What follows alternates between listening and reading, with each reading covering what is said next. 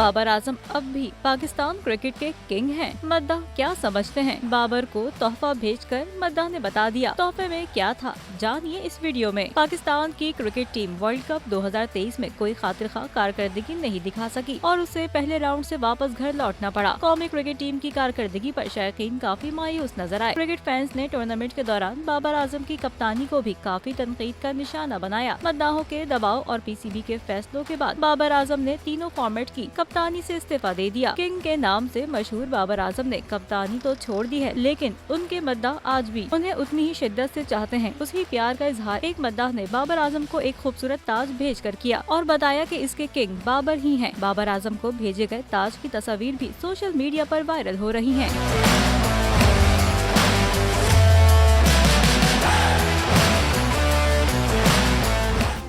Subscribe करें और bell दबाएं ताकि कोई खबर रह न जाए।